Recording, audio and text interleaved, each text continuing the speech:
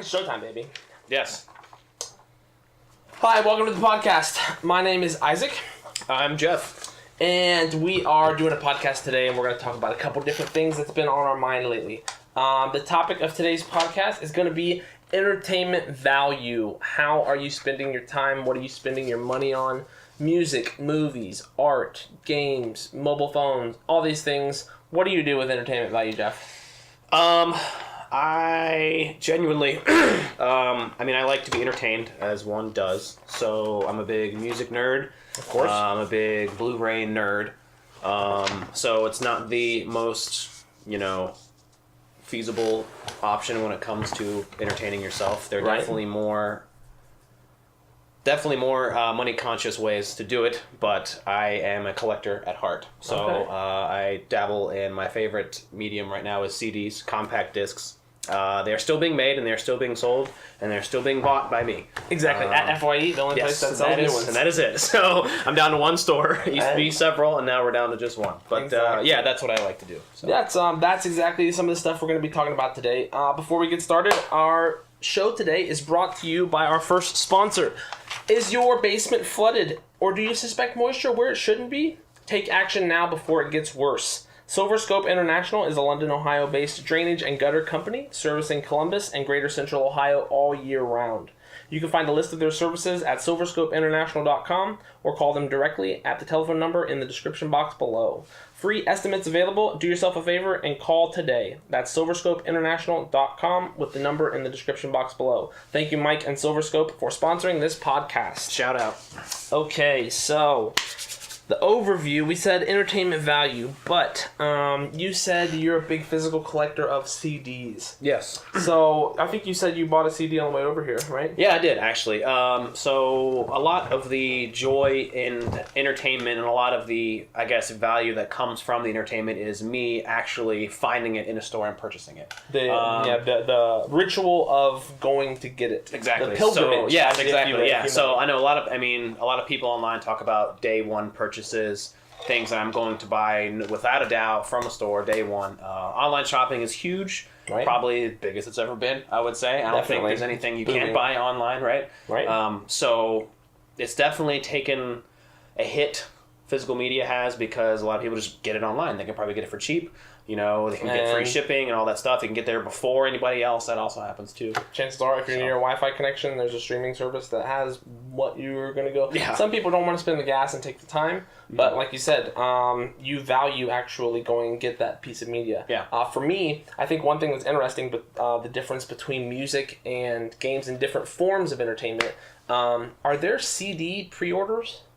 Yes, actually, there Sometimes, are. Yeah. So I pre-ordered the box set for one of my favorite bands, Coheed and Cambria, but for some reason I don't hear as much hype around pre-orders for games as for music as I do for games. Yeah. I don't know if the suspense isn't there. I guess if it's an artist that has been on a hiatus or something, of course the hype will be a little bit more.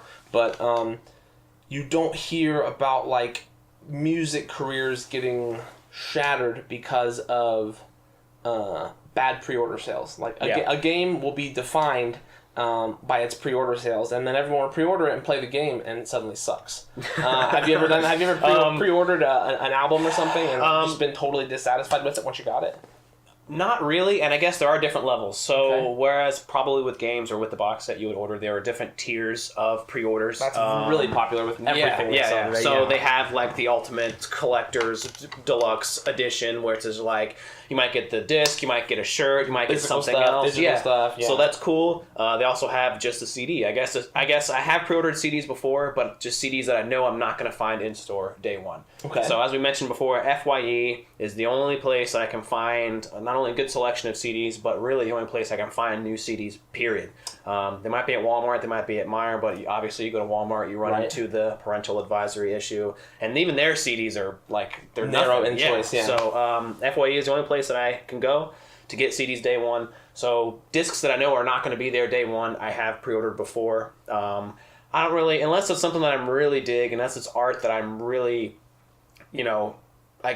passionate about collecting, I don't go for the extreme pre-orders. all the I just want the editions, disc, send it to me so I can listen to it, and that's pretty much it. If it's something like really crazy and cool and the price is right, I might indulge. But Right. What would you say is your comfortable spending limit for your normal release CD? Like if you know, some people if you go to the movies 4 times a month and those tickets are $15 a piece, you spent $60 on, you know, say each movie's 2 hours, you know, that would be 8 hours of entertainment for $60. Yeah. What would you say you get out of music in comparison to something like movies? So I guess like going to the theater, getting the satisfaction of seeing the movie in the comfortable setting, seeing it in probably the best specs, you know, Quality, greatest sound, the biggest screen, the things like immersion. that. Yeah, so that's awesome, and I think especially if you don't want to wait to get it on a Blu-ray or wait till it comes to Netflix or something, you can definitely do that.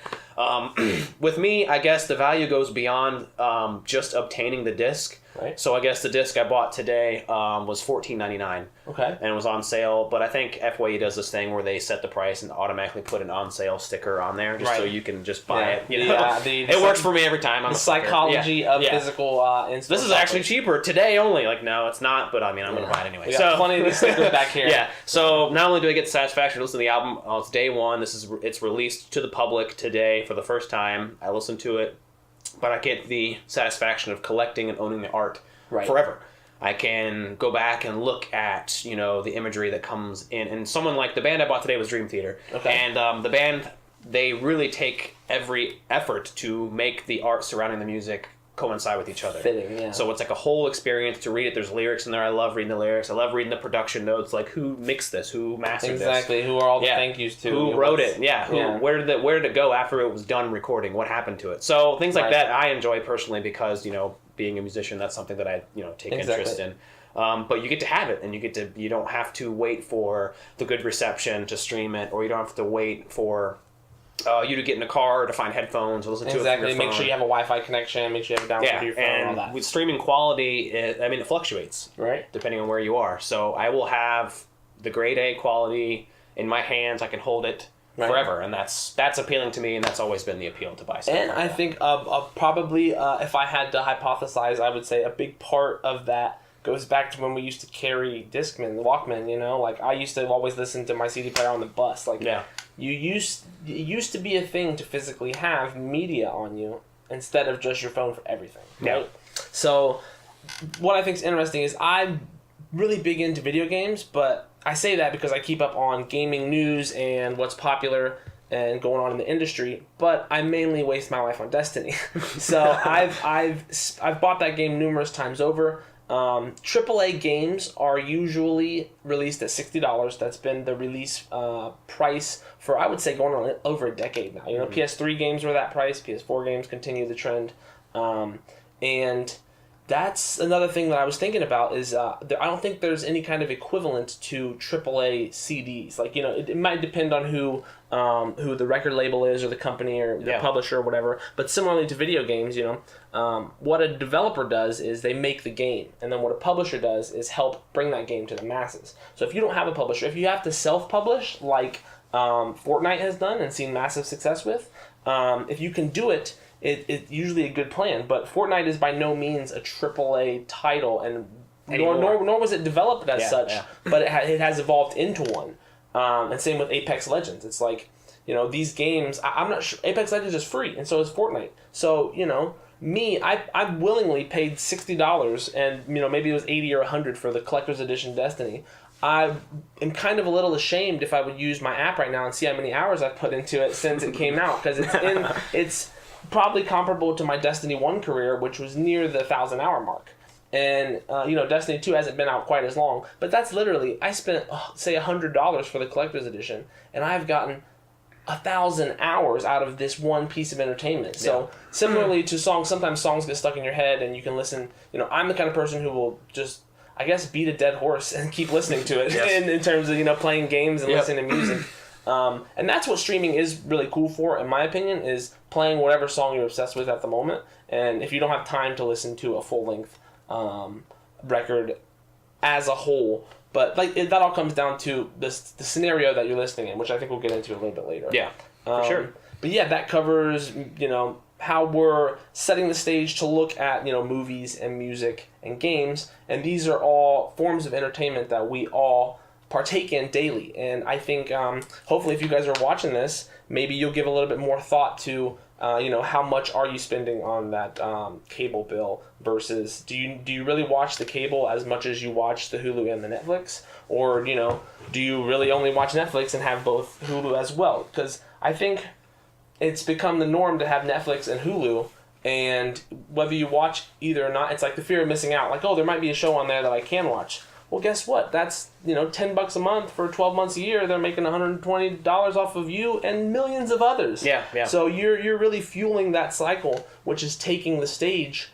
and almost arguably replacing Hollywood. Netflix is given. I think they just gave my 9-year-old nephew some money to make a documentary because they're giving everyone films. Yeah, they'll pick up anything. Yeah, exactly. And but that's awesome though. If there's a platform for artists to pursue their interests in art, that's great, and Netflix is doing that. But let's see what we got next here before I start rambling.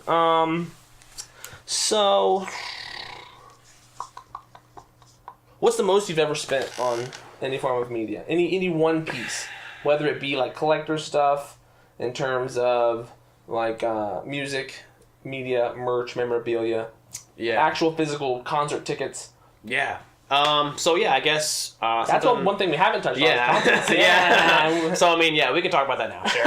So the most I spent was probably it's going to happen next month. Okay. Kiss is announcing their farewell tour again.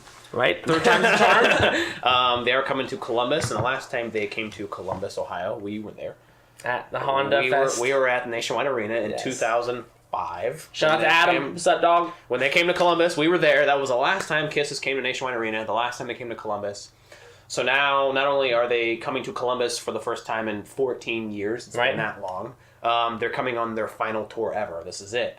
So, and we're both like we Jeff and I almost founded the foundation of our friendship over Kiss, which is really crazy. Yeah. Like one thing that the music does is bring people together, and here two people born in 1991 were brought together by a band that was formed in 73. So talking about Kiss textbook. There'll be a Kiss podcast on later, so we'll dive into that. That'll be the next thing. That'll be Joe Rogan long play 3-hour style. Yeah. So those tickets came through, and those were a hefty chunk. I do not want to say the amount. That's okay. But you can imagine this is the most money I have spent on a form of entertainment in my entire life.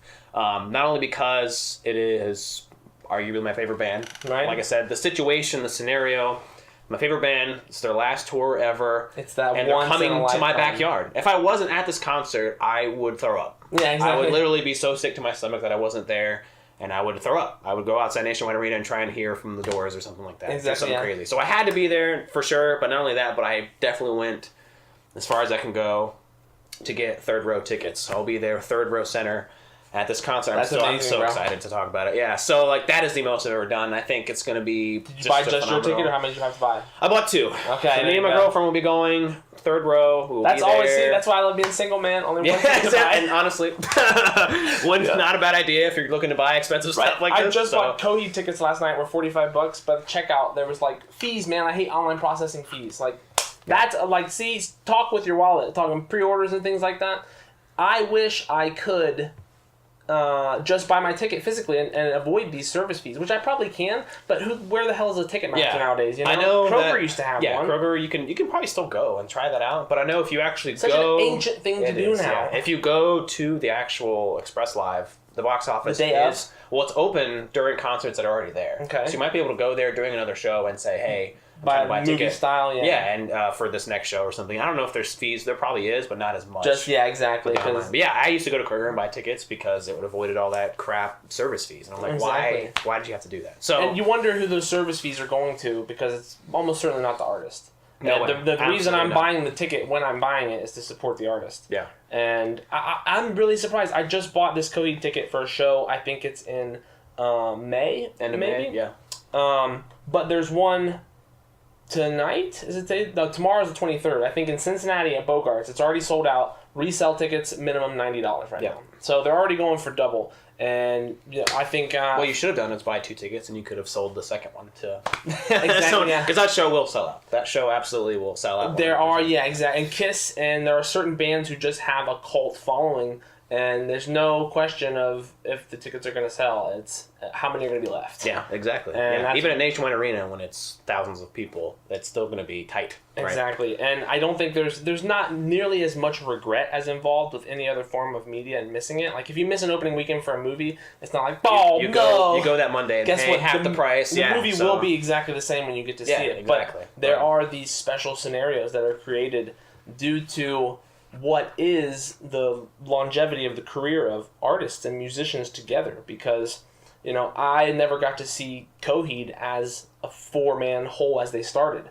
But now their drummer has come back and they got a new bassist. And the band that I listen to now is the band I think of as Coheed.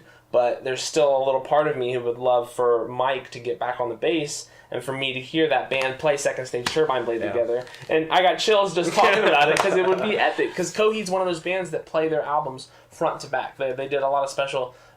they released their album schedule was about every 2 years in the early 2000s. And it's just now come up about a decade past. So that as the decade... anniversary, they went on tour and played the whole album front to back. Once again, I went to Cleveland and saw one of them, In Keeping Secrets. I have the tour shirt of it. And then I I got to go all the way to California and see them at the Hollywood Palladium, however you say that word. And that one was In Keeping Secrets of Silent Earth, I think. And then they haven't done another one yet. But, there was a stretch there where I think I saw Coheed like 4 times within like 18 months. Yeah. And they're one of those bands that just nonstop They're grinding, tour. dude. Yeah. Yeah. That's where the money's at when you're an artist. You can release all the music you want. But, as we can probably talk about in a little bit, the streaming services definitely devalue music when it comes to paying the artists and paying people that make it. So, as much as it's easier for you to listen to, it's actually somewhat hurting the artists and have to grind and go on tour. And I'm sure they like doing it too. Exactly, but the majority of the income that those artists make are from ticket sales alone. And merch and stuff like that. Yeah. Unless you're freaking Aerosmith or some stupid jingle that's getting all kinds of royalties for 70 years, then you're really not making as much as people think. And I think that's what people think. Most people probably wouldn't suspect that when they meet you that you are featured on an album that you can go buy in a store or on a streaming service. People don't think of it like that when really...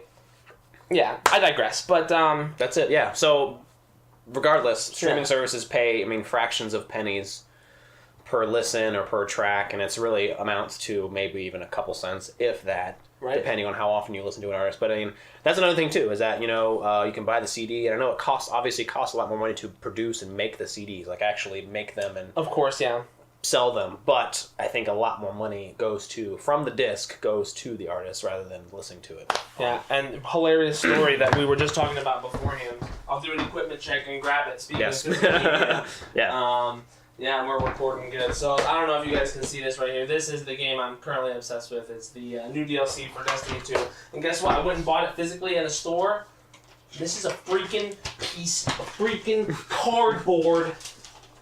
It's not even a disc. This is one of the funniest things I've ever seen. This is one of the funniest things. This is it. What is that? This is not only if you are a gaming fanatic, if you like physical media and you go to a GameStop to pre-order this game and they give you this, right? I would be beyond upset. Like if I pre-ordered a disc, I pre-ordered an album and they sent it to me in the mail and it was an empty case with a cardboard, I'd have been I'd have been through the roof. I'd have been so upset. I think a good analogy would be like if the breadcrumbs weren't there during communion. Yeah, I have the wine. What the hell? Where's the breadcrumbs? You don't have it. No, there's no body of Christ here. We gave you a bunch of numbers so you can download the breadcrumbs exactly for free. Eat them at home digitally. So, I'd be more than upset. Like that, I probably would take it back and be like, what if we live in a world in the near future where you go buy a CD at FYE and you take it home and open it and there's a cardboard disc in it? I thought about that also. There was a group a couple years ago that came out. There was a metal band, and they released a physical disc out. It goes out. You can buy it in store, but inside was a flash drive. It was not a disc. Okay. It was a flash drive. So it was a CD case, and you open it up, and there was a flash drive with the album on it, which not a bad idea. Yeah, kind of cool. At the time, it was kind of progressive.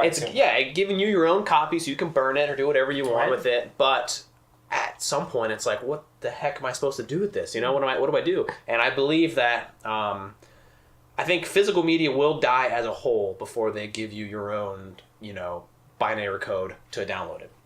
And your own physical I copy. think the compact disc will die before they give you just like a card with the code on it, so you can download it. Something that you can consider your ownership, and that's what a lot of people don't understand is when you don't read all of those terms and agreements at the beginning of your iTunes installation. There was a big lawsuit quite a while ago. The music's not yours. The stuff you buy with your money on iTunes in your library is not yours. If you sync it up to the cloud and buy it from the store, even if you upload it to your library through the iTunes program, guess what? Just like Instagram owns You're your renting pictures, it. yeah, iTunes, you just bought a license key to listen to it. And for those of you unfamiliar, if you want to get a new computer, you need a license key to make it a Mac or a PC. If you need a license key for something like, if you want that's going to be eventually the answer to the digital falling or the physical falling of media will be met with the uproar of people demanding these license keys so that they can ensure themselves, I'm spending this money and I want this thing. But yeah, that's it. And like I said, you're only borrowing it and you're paying for your right to borrow it and listen to it whenever you want. If you buy a movie digitally, right? If you buy it from one platform, if you buy it off Vudu, then you have iTunes, and you want to listen to it or watch it on your iPad, right? Doesn't always compute. You have to buy it through iTunes now, and then all this other things. Like, you have to buy it so many times. It is a lot harder for you to watch your movies digitally from owning the disc. So if you buy the Blu-ray, it comes with the digital code, right? But if you don't have that, if you buy the Blu-ray used or whatever, it is harder for you to watch that movie on another platform, which I understand is difficult, but. And that's the interesting thing that makes me think of that is, like, we used to download songs and burn CDs in the age of Napster.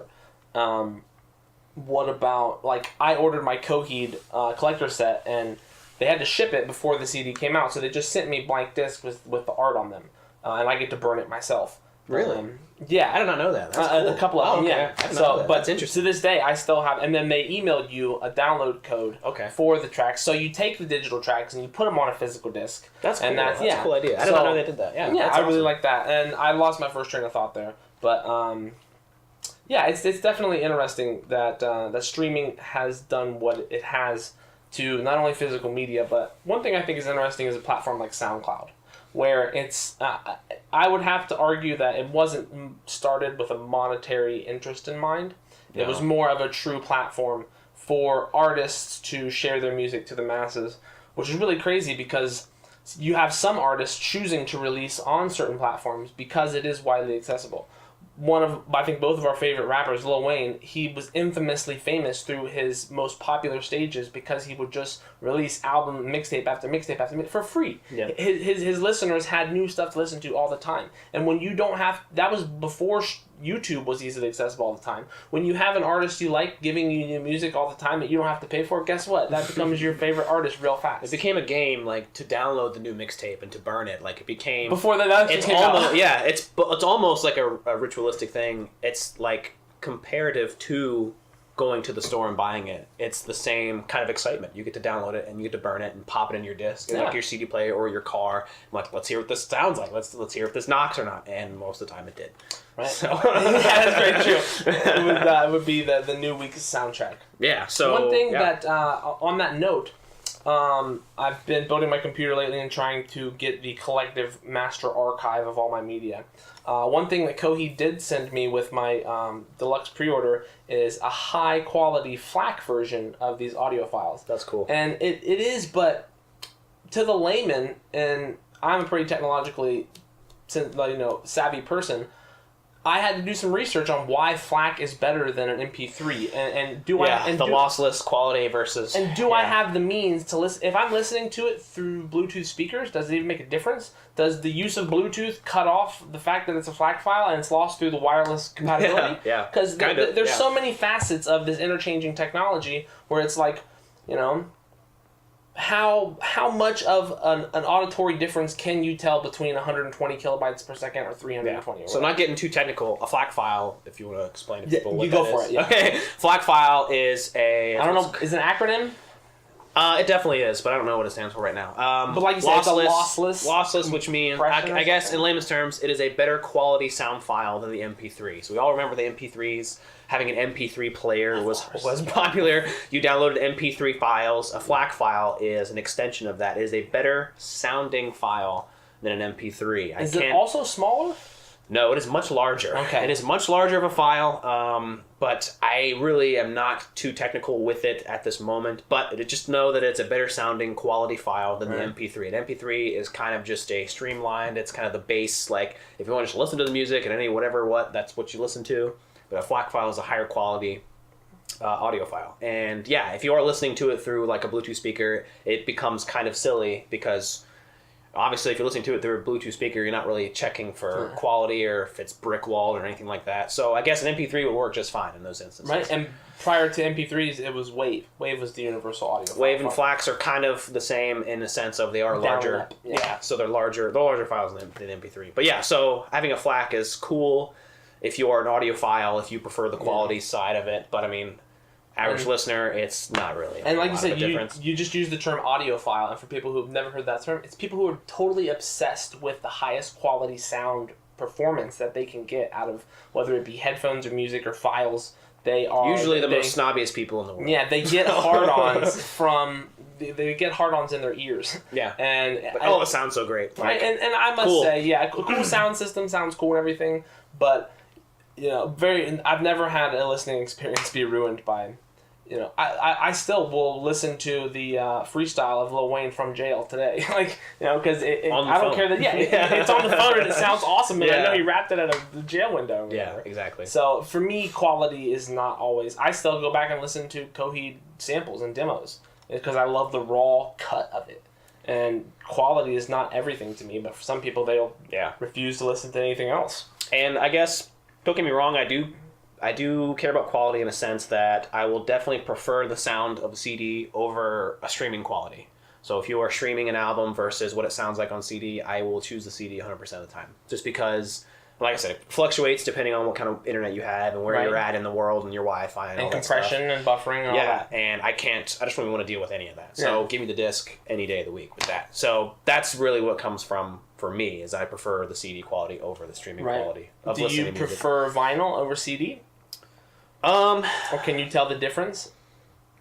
I can. I never put that much effort into owning a fantastic stereo system that plays vinyl. And that's the thing. So, when I think of vinyls, for some reason, my mind goes to external listening as opposed to internal headphone listening. Mm-hmm. So in my mind, vinyls are a very physical ritual act that you break it out, you open it up, you have to listen to the whole thing, and then flip it over. Yeah, it's absolutely. It's great, and I've actually found through recently listening to the few albums that I have chosen to get. I have Coheed, I have Ghost, I have You Got Me Foxy Shazam, which is great.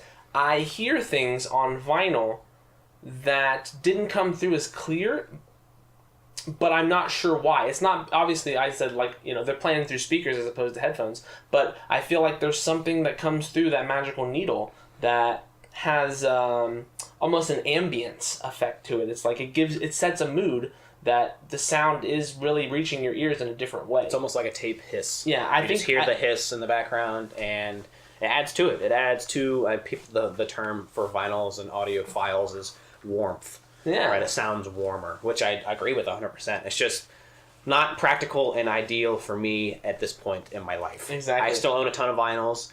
Do I go out and seek the vinyls? No. But if I find a cool one that I don't think I'll ever find again, or if I see something that's really cool color I'll buy one. But like the Foxy Shazam was ultra limited, and I've never seen it on vinyl before ever. And the pre-order was up, and I pre-ordered that. I 2 copies, the fastest thing I've ever bought on the internet to date. And literally within minutes it was sold out. So, and that's when you have good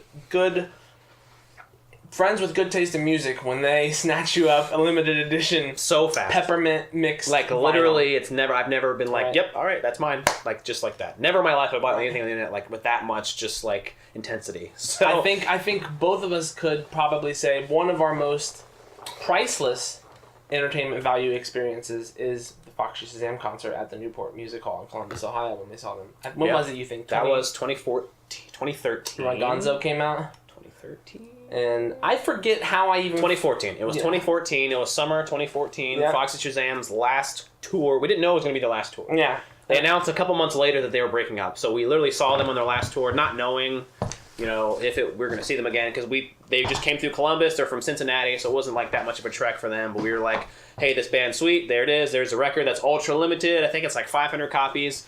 I own one. He owns one now too. Yes. So it's I've never splurged before, and I did for this one 100%. Exactly, Just yeah. because. And this band became so special to both of us because we got a surprise from them at the concert we went to. They came out, played a set with a couple songs that we knew. And I honestly forget how I even found out about Foxy. But I remember I had mentioned them to you, and we just happened to have nothing else to do that evening. They sound like a lot of bands that we both dig. And like I said, them being from Cincinnati and then him being so unique, Eric Nally, the lead singer, is now collaborating with Macklemore. He did that Downtown song, and he was on another song, I think, too. Beautiful, unique voice. We went on tour with him, all that stuff. Crazy talented, so that's probably what drug me in. But yeah, so seeing them in the last tour, that was like a $20 concert that we had no idea was going to be so special. Neither one of us had heard any songs off of their most recent record, which was the one they were touring for, but we had no idea they were about to come out after intermission and play the whole thing front to back. Yeah, they played the whole album in its entirety. We had not heard a lick, not a note. We heard nothing about it. So we got to see and experience the album for the first time live, and it was phenomenal. I still have footage of Eric jumping up on the guitarist's shoulders during the solo, and the keyboardist like standing sideways with his keyboard. This is such an awesome... And was that the band that, before them... Something Larry opened. It was a really Larry cool and his Flask. Larry and his Flask. Which I found their CD, and I bought it because I had saw them in concert. Yeah. Once again, if I saw the CD in a store, and I had no idea who they were, I probably wouldn't buy it. Yeah. But since I've seen them before in concert, just happened to be on tour with this band, I bought the disc. Amazing, unexpected band with instruments and sounds that you would not expect them to come out with in 2015 at the time. So that's really cool. I need to check back into them again and see what Larry's up to. So yeah, literally $20 concert turned into that is, and now I see people on YouTube now commenting on other videos saying, "Oh my God, I wish I could see you guys in concert. It's so sad that you guys broke up," and we happened to do that. And they unfortunately met a short end to their career. Right after that too. After that summer, they disbanded and did a bunch of different things. And Gonzo was arguably radically different than the rest of their stuff. But to me, Gonzo is just a raw songwriting, true life-telling story album. Yeah. And it's Eric Nally. Cincinnati Greats. Check them out. Yes. Here's a link. Ohio. Right here. I just put the link here. There you go. All right. Let's see what else we got though. Current favorites. So this segment is current favorites. What right now are you obsessed with or listening to, or what's got your interest? What's on the horizon? I guess putting music aside, I still am a lover of physical media for movies. Okay. And like I said, we had both had experiences working in the retail field of physical media. Secondhand media, yeah. Secondhand physical media. And we've both learned firsthand how valueless some things are. But the hot thing right now is 4K. And not just 4K movies, but 4K anything. This isn't 4K. No, this isn't 4K. 4K TVs, 4K players. Which most people don't really even understand what it is. They 4K just know that fish it's better tanks, than what they know. Yeah.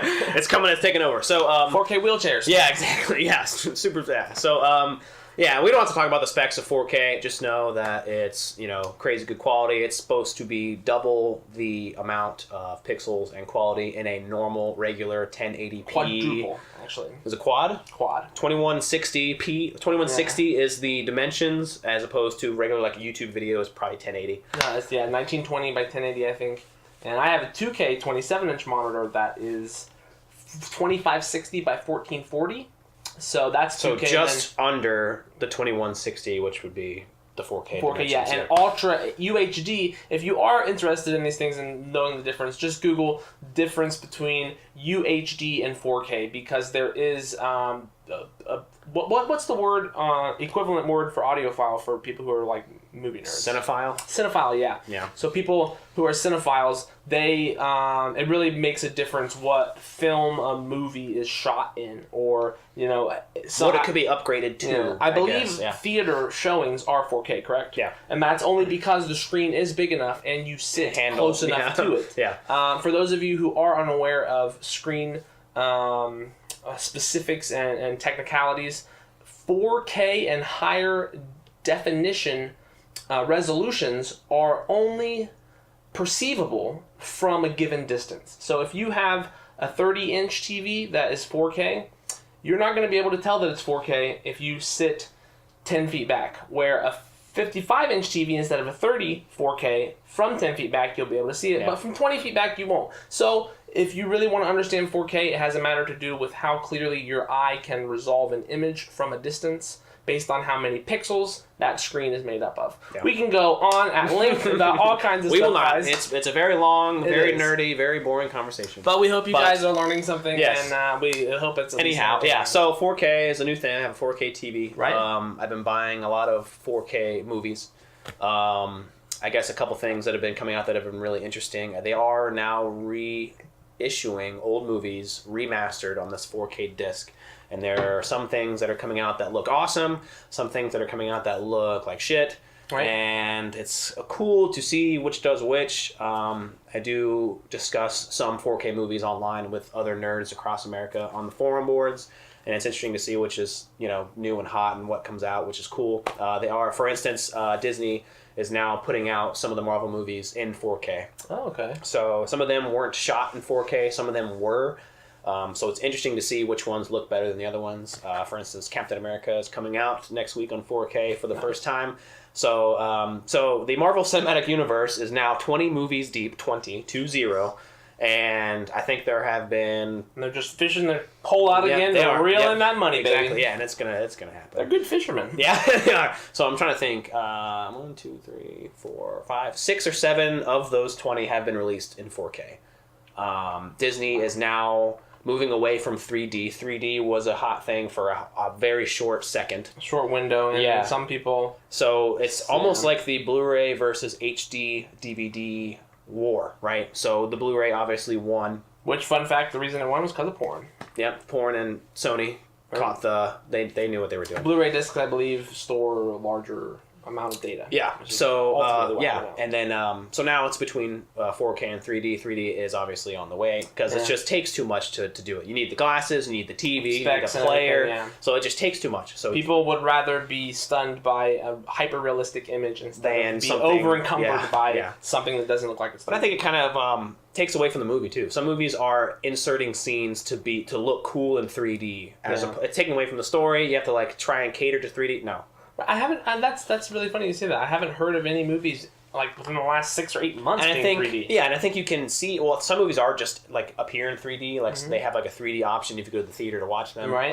But you can see okay, you didn't need to have that happen. And in the movie, you're watching all right, that was obviously just because they wanted to use the 3D effect, whatever. I think Life of Pi was pretty cool in 3D. That's one of the ones also I saw. good in 4K. So and that honestly comes down when it comes to cinematography. It could be just a native shot. Really, it's all about just being natural. And a lot of the 4K snobs on the internet like stuff that just looks as real as it can look. Yeah. It's not about color correction. It's not about effects or Transformers, Michael Bay, stuff exploding. Right. It's about just the nature. That's what Life of Pi was so great on 4K. Because it was nature. It's regarded as just looks so pure. So anyway, 4K movies are coming out. Disney is now working through their 4K catalog. They're releasing some Marvel movies in 4K. Everyone is going nuts about them because it's Marvel and they'll just never die out. At some point, I hope that they dig into the Star Wars expanded universe and start doing that stuff in 4K. What is it? Disney owns the Marvel franchises now? Yeah, Disney owns Marvel. Disney owns Lucasfilm, Star Wars. Lucasfilm, But I know that 20th Century Fox owns the back catalog to the first 6 Star Wars films. So, whenever that license deal is up and Disney acquires that, I'm sure they're going to take the money and run. So, but that's something interesting with me. That's something that I look at every time I go to the store, and it's something that's more accessible than a CD. I can easily, access new 4K movies than I can new compact discs, which is crazy to think about. Something we haven't touched on. even considering trying to stream a 4K video, you need to have extremely reliable, fast internet that is, I wouldn't even say 50 would be quite enough, You need a lot. You would need gigabit speed. It takes some serious coin. Netflix has a 4K option where you can upgrade your subscription and watch everything in 4K. But I don't it's do it. mostly nature footage and leaves. And Stranger Things. Yeah. And that's it. So I don't do it. I don't indulge in anything online or any kind of online streaming in 4K because I know it's bogus. If you value your data and have to monitor your data usage like I unfortunately do out here in the country, it's just not even conceivable. You can't even think about entertaining that possibility. Yeah, so I only watch 4K movies on a disc because streaming them would be damn near impossible. Right. So I just don't even bother. It's annoying when a YouTube video buffers, and everyone knows when you're watching Netflix and the HD vision snaps in. Oh my god, it looks crap. I hate it. And then drives me you nuts. have to wait that moment. Yeah. So let's go. Yeah, come on. You would be combining the two if you tried to watch a 4K on the internet. It would be buffering and look poopy. And you might as well. And at that point, you wouldn't even. I'll just play Super Nintendo. Yeah, exactly. It's the same. Box. Yeah, exactly. So I wouldn't even bother with that. So 4K movies are what I'm into. They also are definitely pricier than the normal Blu-ray or even a DVD. I think the average price is probably $29.99 to $34.99 for a new disc. The fact that you said that piques my interest even more because in reality, you're paying for perhaps a bigger Blu-ray disc, maybe? I don't know. It is. Yeah, it's like a BD like XL when it holds like 100 gigs or something crazy like that. So, but what you're really paying for is the technical specifications of goes back to file quality because you're paying for a higher image format or quality on the disc. Because the disc isn't what you're paying for. You're paying for what's on it. Mm-hmm. And because you can't stream it, you want to have the disc. So you can have this 4K experience. And this is literally, if you look at your options, as an average consumer, if you wanted to watch a movie in the highest quality you can, streaming it is not an option because it looks crappy and it takes forever. Also eats your internet up. Yes. Trying to, purchase it in 4K would be, once again, kind of sort of streaming. It's still like $15 to and you're definitely, you will be able to watch the video in its entirety if you go and buy it, as opposed to if you stay at home, click buy, let it download, you'll be able to watch it tomorrow. Yeah. You can go buy it tonight and actually watch the video. It's already there. So, in that aspect, physical is just the only way to, if you are into watching it in the highest quality possible, buying the disc in a store is your best and only option. Hands down. That's just it. But so I guess I just bought the Bohemian Rhapsody. That came out on 4K. Nice. Fantastic film. Looks even better in 4K. I bought the Steelbook edition. It's a Best Buy exclusive. Awesome. Because I'm a nerd. We can talk about Steelbooks too. That's another podcast. That's really cool collecting stuff. Yeah. But that was only $29.99. So I thought even like a 4K movie in a collector's packaging was still about the same price as what a normal Disney 4K is going to cost. Right. So that's what I'm into currently. That's what I'm kind of just all about and researching. And I guess it's also an interesting note that overseas they are releasing 4K movies, like in Europe and places like that aren't getting U.S. releases. Okay. So another cool thing about your 4K player is that it's probably region free, which you can play Blu-rays and 4Ks that are made overseas. International films. Anything that's made overseas. Region locking is a secret thing that not a lot of people encounter because they are not interested in foreign films, but for those people who are, it can be a real pain to watch them. People used to go out of their way to find a region-free DVD player.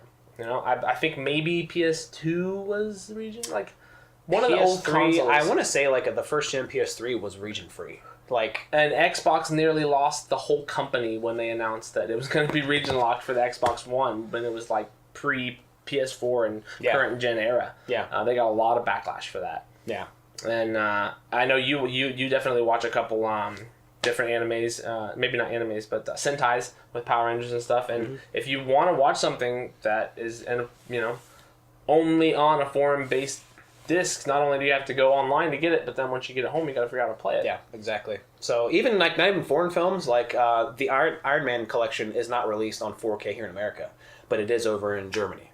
So to get almost that quality of Iron Man. I mean, that's a huge film. That's a Yeah. huge one for Disney, and it's going to be an even bigger one when they release it here in the U.S. if it Yeah. happens. But like, if you want to watch that, you have to import it, which is going to cost you an arm and a leg. But you also have to find a way to play it. But a lot of 4K players are region free, so you Right. can watch any of the foreign stuff or Blu-ray anything. players. Yeah, Blu-ray players and 4K, they're also region free. So like, VHSs. yeah, want to watch a tape? Yeah.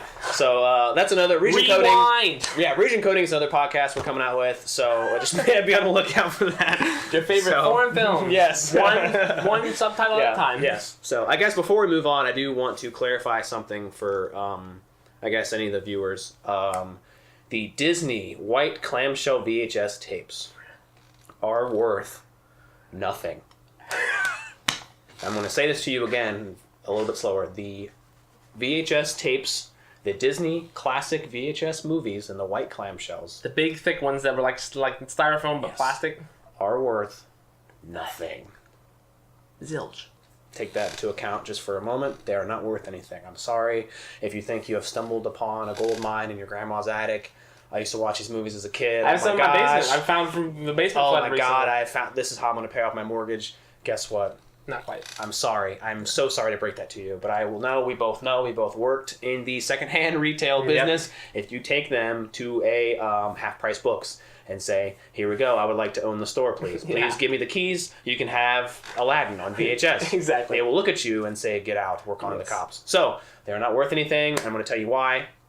All of those movies have been re-released on current formats, whether it be DVD, Blu-ray, and now, guess what? 4K. The Lion King, The Little Mermaid. Animated 4K, baby. That's coming out. Those lines are Yes. so sharp. Yeah. So interesting with that, The Lion King and Little Mermaid have both been released in 4K. Lion King looks amazing, but if you look at the difference between the two films, I mean, Little Mermaid's from what, like the 60s, the 70s?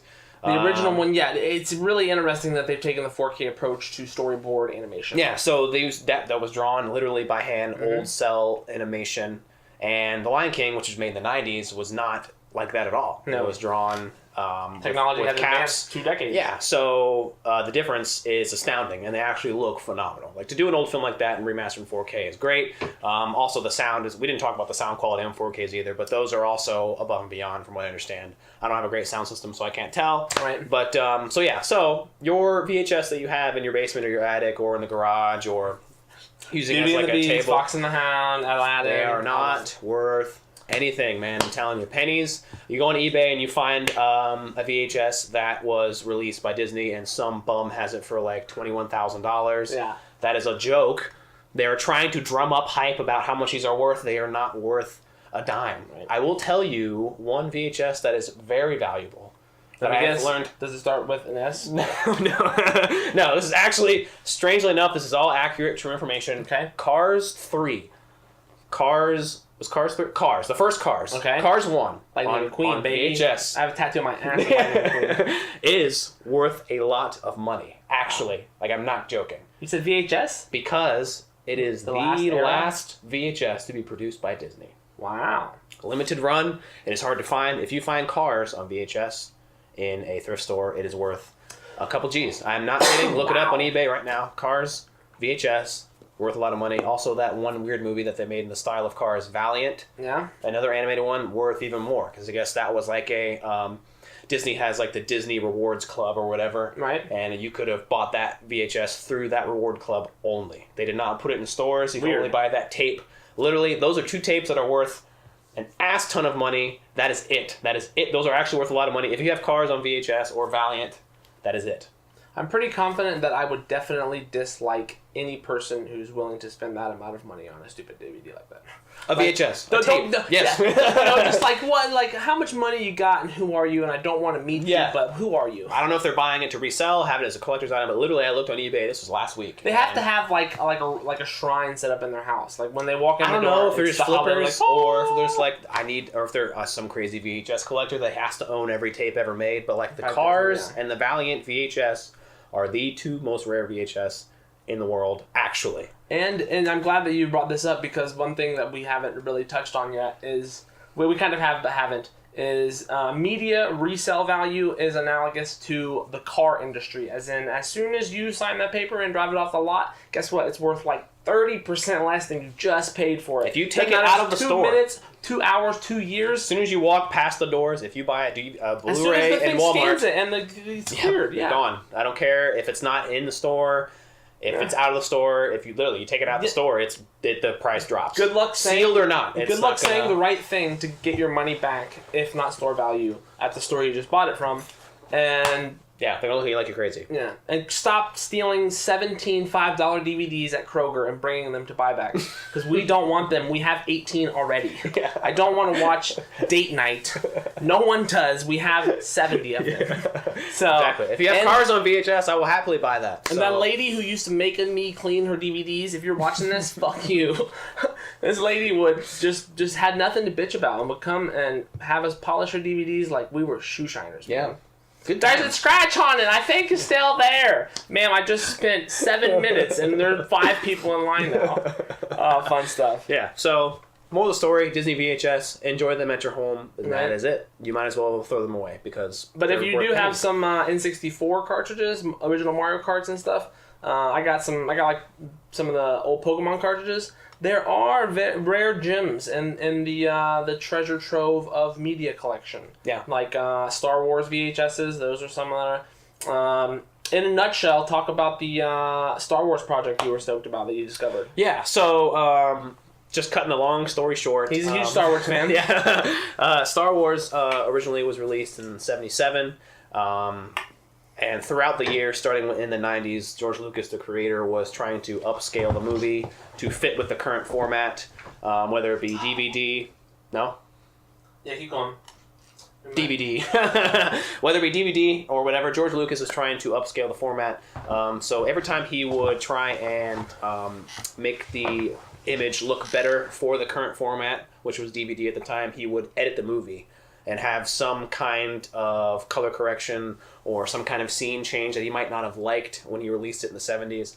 So basically, if you bought a Star Wars DVD, it is drastically different than the movie when it aired in That 77. people saw it in the theaters. Yeah. So, and this happened a couple times over the last 20, 25 years. And for those of you who aren't aware, when you go to the movie theaters, they don't just put the DVD in the player and show it on the screen. Yes. This is the people who do still use film are movie theaters. Yeah. And most of you still probably, especially if you're under the age of 25, you probably haven't even seen physical camera film unless you know a photographer. Yeah, And legit. That's the thing. The way that something is shot by a director, a photographer, videographer, all those things, it's a long, intense process to get that to a DVD. Yeah, you know? exactly. And there are definite things that are impacted in terms of quality when that has to change all those things. Yeah, so exactly. There's So, a big yeah. project that a lot of people are stoked about, and it's really interesting to me that so many people are interested to see it just like it was. Yeah. Because none of us have a time machine to go back. Exactly. But the next best thing is watching Yeah. that original Yeah. video. The moral of, I guess, the story in this project is that a group of fans took an original reel of film that they used in the theater from 1977 and now are currently upscaling it to 4K quality. So from what I understand, if you filmed a movie on like 35 millimeter film, or if you filmed it back in the day on actual film and not like a hard drive, you can upscale it to upwards of like 6K, which is beyond all of our thinking right now. Right. So this group of fans is actually upscaling it frame by frame to a 4K resolution without any alterations or any changes. Like we mentioned, George Lucas has changed some of the scenes. He has color corrected some of the stuff to make it look sharper and nicer on the current format. So if you bought a DVD or a Blu-ray, it looks pristine and perfect on your TV because George Lucas has spent hours For modern day purposes.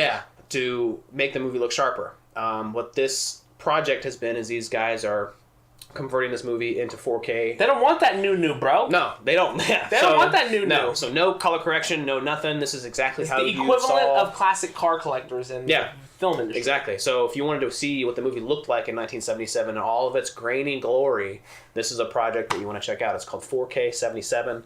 It is phenomenal. It's like some of the stuff I had never seen before in my life because I've only seen Star Wars on certain formats. So if you want to see the movie as it was shown in 1977, look this up. 4K 77. It's incredible. Yeah, he said it was a real treat. It was like watching the movie for the first time, and I loved it. I loved every second of it. Like I said, it's 4K resolution, so it looks fantastic on like a 4K TV, but it also just looks so pure and so real. So I highly recommend checking it out.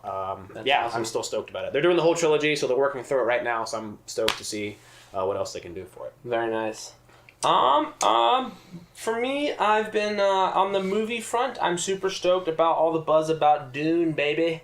Yeah. 2019 cast of Dune keeps racking up the stars. Jason It's become an Momoa. ongoing Twitter joke Jason now. Momoa is going to be there. Yep, a lot of people are going to be there. Timothy Chalamet, I think, is the main character.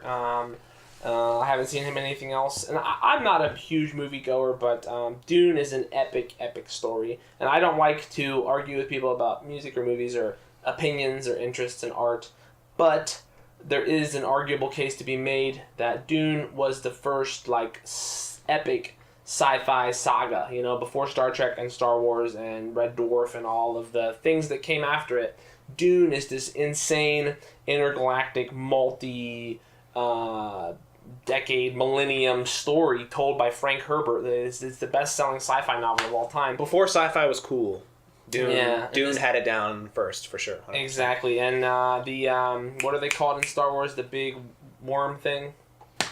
The pit. So many, yeah, the Sarlacc pit. Yeah. The Sarlacc pit. If you want Yeah. to compare, and if you don't believe me, go ahead and just Google Star Wars Sarlacc monster, and then Google Dune spice worms, because they're big, huge worms on the planet of Dune, which Dune is the only place where this special spice called melange is created, and it's basically like radical LSD, DMT, crazy drug, and it's valued by the whole universe, but only this planet Dune creates it. And in '84, when I think they made the first one, it was the biggest bomb. If you want a good laugh, Toto did the soundtrack. if you love the Soundtrack's phenomenal. yes, if you love the But, pain of watching old movies that are bad, the cutting edge shield defense special effects looks like I can't even like the whole movie almost. yeah, but even worse. It's just like, but yeah. So Dune has only seen absolute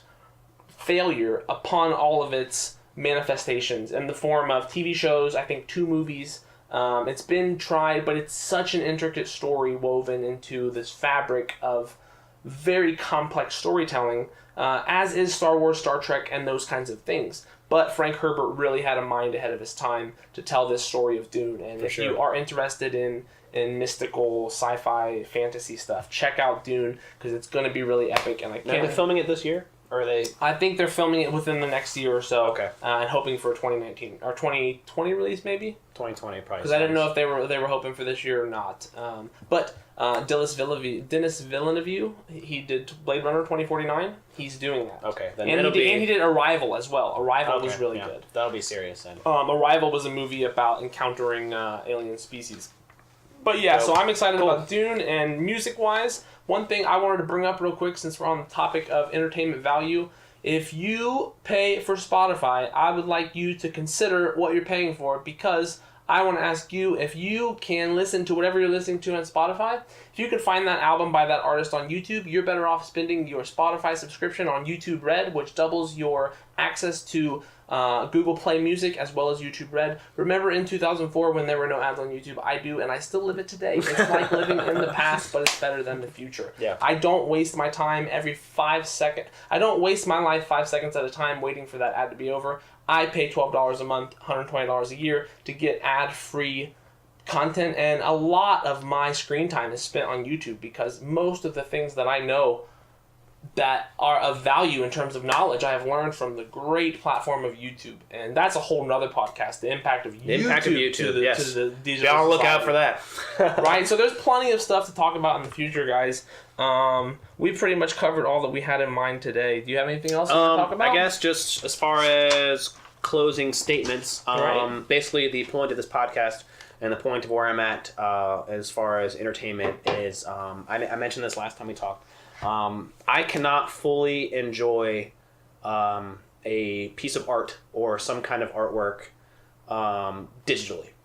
It was hard for me to immerse myself or to put myself in a space, like a headspace, where I can understand where the art is coming from. Any art, movies, music, games. If I purchase a bunch of ones and zeros, I cannot. Doesn't do it for you. It doesn't do it. I know a lot of people do, and it's not financially smart to not be digitally immersive when it comes to that stuff, but it's always been a ritualistic thing for me to hold and to have it and to watch it and to put it in myself and to go find it. The hunt is always great. See it on the shelf. And I've met a couple of people that are like this too, a couple collectors, so they kind of understand, but I know it's hard because a lot of people just want to watch, and it's the convenience, and that's what I totally understand that 100%. Right. I understand this is silly that for me to do this, but I guess it just really, it's impactful to me. Enhances the experience. Yeah, the music is impactful to me that when I can see it and hold it and put the disc in myself and stuff like that. So there was a lyric that I wanted to bring to mind, I guess, back in the 80s when music videos were starting to hit and, you know, people weren't necessarily listening with their Video ears. killed the radio star. Almost. Yes, pretty much, yes. Music was starting to, you know, not be listened with his ears. It was more so with the eyes at that point. MTV started hitting. Raps. Yeah, exactly. Yeah. So there's a lyric by a song, obviously by Queen, Radio Gaga, as the song. That's where Lady Gaga got her name, but that's a whole nother podcast also. But the lyric says something like, how does it go? That's it. Talks about, you know, don't become some background noise or a backdrop for the girls and boys. And what that means is radio should not be pushed so far to the back to where you're just putting on radio just to have it as noise, whether you are not listening to it anymore. So don't let it get to a point, don't let music or art get to a point where you're just having it on in a social aspect. Mindless consumption. Casual listening is very cool, I understand, but like I can't see myself doing it, but I guess don't let the art just be pushed so far back to where it's just something to have on. I think we should take more time to focus and appreciate the stuff, the sound quality, right. You know, the artistic vision, the writing, everything needs to be taken in fully, and that's probably where the physicality comes into play for me. So. And I think as the future goes on, the two parties will divide on each side, and the people who continue to embrace very meaningless, I don't mean to bash it when I say it, but just very communal based music, like people who are turning up to turn up on the turn up playlist. You know, like those people aren't the ones that are interested in media and music. And it's all about circumstance too. Yeah, absolutely. So. And if you're not one of the people that we're talking about that any of this relates to, that's okay too. If you just want to watch a movie because it has Michael B. Jordan in it, or what's her fine name? Fast Too Furious, the chick that was in that, I forget her name, she's super hot, but yeah, you know, just watch stuff because you enjoy it, and if you really enjoy it, learn more about it, and think about how you're spending that money, because chances are, you might be able to get more entertainment and more time, and save money if you think about how you consume it. Just, you know. Word. Cool. eBay's crazy. So is Amazon, so is Facebook Marketplace, so is buybacks. There are all, just like used car lots, there are ways to find the media that you're looking for. And don't be afraid of new media either. You know, be willing to play a video game. Women, I'm talking specifically to you right now. Don't be afraid to play a video game. If your boyfriend, if you hate the game your boyfriend plays, tell your boyfriend, hey, guess what? I'm not gonna sleep with you until we play a game that I say looks cool. And if it's a bunch of fairy floaty flower games, shooting, you know, whatever magical Tic Tacs out their clits, that would be a great game for you guys to bond over, and guess what? She'll love gaming, homie, and you'll be getting laid. And you just improve, you know, things you can bond over as human beings, bring us closer together, and that's exactly what music and media and all these things and art, are. yeah. Anyway, support the art, support the artist. Art is life, baby. Dive into it. Don't let it just be something you have on to have on, I think is my big spiel. Just have Exactly. it. Anyway. Take pride in your interests and other artists' art. Yeah. If you like streaming, that's cool too. Do your thing. Right. Just make sure you appreciate it at some point. Just Talk don't about share your playlist to me and your whole friends list, because I don't even like your taste in music, bro. But yeah, thanks guys for listening. Yeah, that's cool. Let's do this again sometime. Definitely, guys. If you have any recommendations, what you liked, what you didn't like, what you want to see, what you want us to talk more about, let us know in the comments below. Facebook, Instagram, Twitter. We'll try to link all that stuff. Smash that subscribe button. So we didn't even got a channel to subscribe to, so just press the screen like it's a touch screen, even if it ain't. All right, I'm gonna do the clap track to end it. Ready? See you later. See you next time. Awesome, bro. That was good.